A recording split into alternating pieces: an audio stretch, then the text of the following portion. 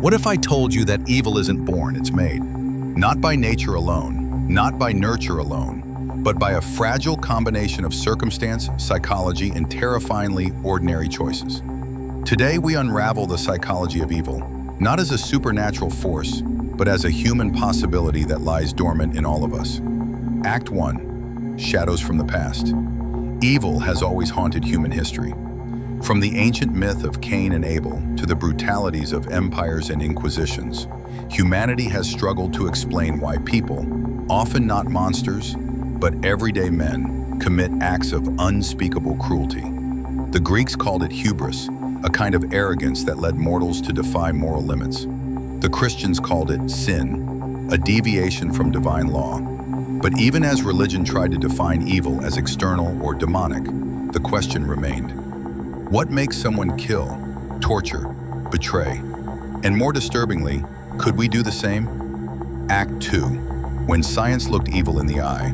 In the 20th century, psychology dared to ask this question not through parables, but through experiments. In 1961, just after Nazi war criminal Adolf Eichmann was put on trial, psychologist Stanley Milgram designed an experiment to test obedience. Volunteers were told to administer electric shocks to another person under the guidance of an authority figure. Unbeknownst to them, the shocks were fake, but their reactions were real. Despite hearing screams, cries, and pleas, 65% of participants were willing to go all the way, inflicting what they believed to be fatal jolts of electricity, just because a man in a lab coat told them to. Then came the infamous Stanford prison experiment in 1971. Philip Zimbardo created a mock prison in a basement, assigning roles of guards and prisoners to college students. What happened shocked the world. Guards became cruel, abusive, and dehumanizing within just days. The experiment spiraled so far out of control, it had to be shut down early. These studies sent a chilling message. Evil doesn't require a monster. It requires a system, a uniform, and the permission to dehumanize. Act 3, real evil in the real world. These weren't just lab games. In the real world, the patterns repeated. In 2003, at Abu Ghraib prison in Iraq, photos surfaced of American soldiers posing with tortured prisoners, naked, hooded, humiliated. The echoes of the Stanford experiment were unmistakable: power without oversight, authority without empathy.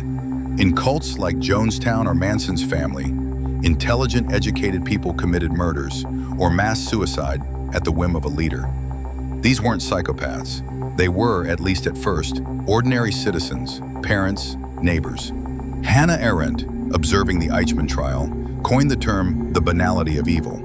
She described a man who didn't seem monstrous, just terrifyingly normal. Evil, she said, could come not from hatred, but from thoughtlessness, a refusal to reflect morally on one's actions.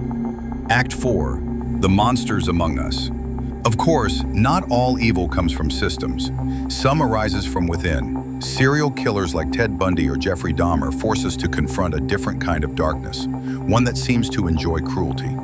Psychologists have tried to untangle the minds of such individuals and discovered a mix of factors: childhood trauma, personality disorders, brain injury, and deep-seated sadistic fantasies. Many of these killers share traits from what's called the dark triad: narcissism, Machiavellianism, and psychopathy. They manipulate, deceive, and harm without remorse. But even here, it's rarely black and white. Some experience severe abuse. Some lacked early parental bonding. In some cases, the seeds were planted early, but the fruit of evil ripened only when opportunity met impulse. End quote. Act 5. What psychology has discovered. From Freud to modern neuroscience, psychology has tried to grasp the roots of evil.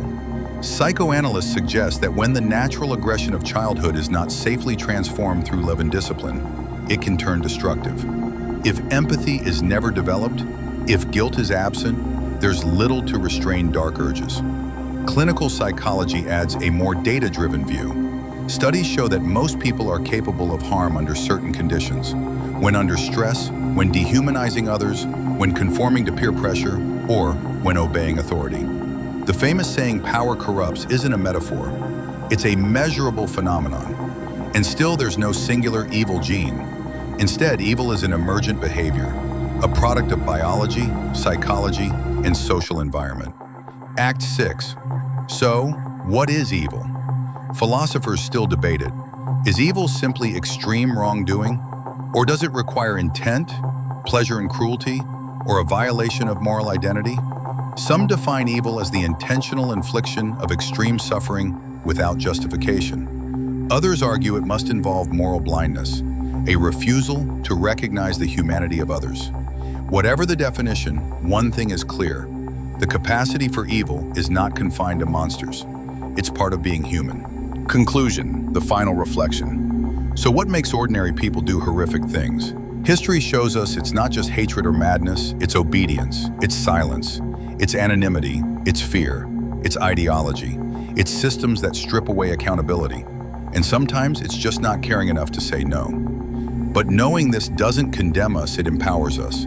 Because if evil is made, not born, then perhaps goodness can be built. Through empathy, through reflection, through courage. The next time you're asked to follow orders, to look away, or to dehumanize, remember what you're capable of, for better or for worse.